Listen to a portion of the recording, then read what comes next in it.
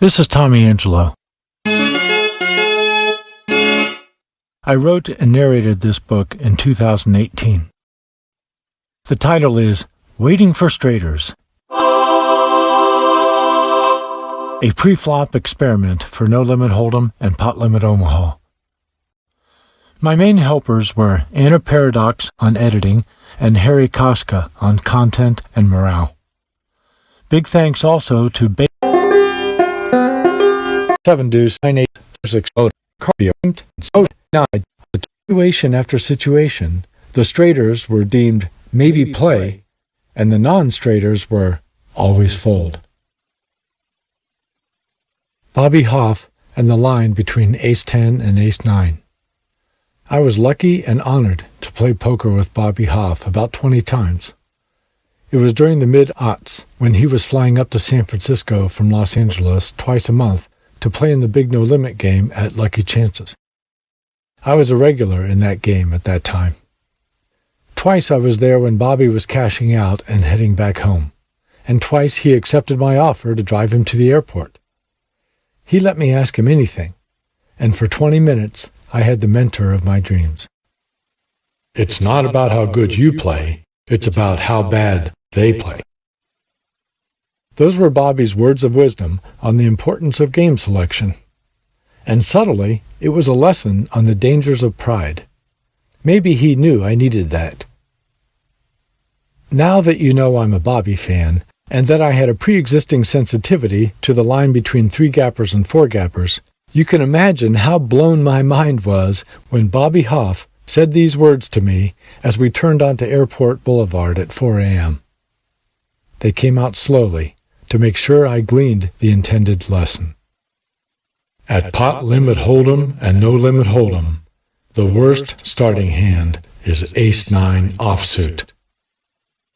And there it was again, the straighter line, given its due, emphatically, by a master. Kevin is quiz. He is 8 on the button if the bet size to stack ratios are right. You have ace-queen of clubs in the big blind. It's folded to the button. He gives lots of action. He opens to 5x. The small blind folds, and you 3-bet. The button calls. The flop is jack of clubs, 3 of clubs, 2 of diamonds. You have the nut flush draw and 2 overcards.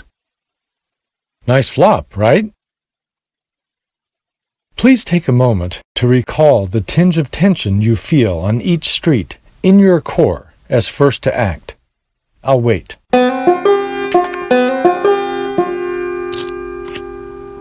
Now compare that discomfort to the luxurious feeling of flopping the nut flush draw with overcards and acting last. The reason you feel safe and profitable is because you get to see what they do first, on the flop, on the turn, and on the river. You'll never have it so good with nothing. If you've played a lot of poker, you subconsciously know that every time you're in a heads-up pot, you are always either in the very best position in poker or the very worst. You either have the advantage or you don't on every street. Here's my approach to playing No Limit Hold'em and Pot Limit Omaha. I know, from decades of trial and error, that if I act last on way more streets than the opposition, I'll make enough money to live on. So I fold a lot pre-flop from the blinds in the early seats, and after the flop, I give up sooner than most when I'm first to act and I whiff. The result is that I am last to act on about 80% of the streets I play. It's such a huge edge that sometimes it feels unfair. I take the same approach with straighters. My objective is lopsidedness. I want to start with straighters more often than my opponents do, and I accomplish this by folding non-straighters more often than they do. Being last to act is a power that should be abused, right up to the point when it shouldn't. Pro players swing like a pendulum around that point. We tighten up, and that generates power that we then abuse, appropriately and profitably, for a while, until we abuse it too much, which causes losing, and then the pain of losing makes us tighten up, which turns the power back on, and the winning resumes. The cycle I just described is a fractal. It can play out over a span of months, weeks, or hours. I have used waiting for straighters to end the power cycle permanently on all timescales. Waiting for straighters keeps me from over-abusing the power, and poof, no more pendulum. Strategic merits of waiting for straighters at No Limit Hold'em. Here's the crux.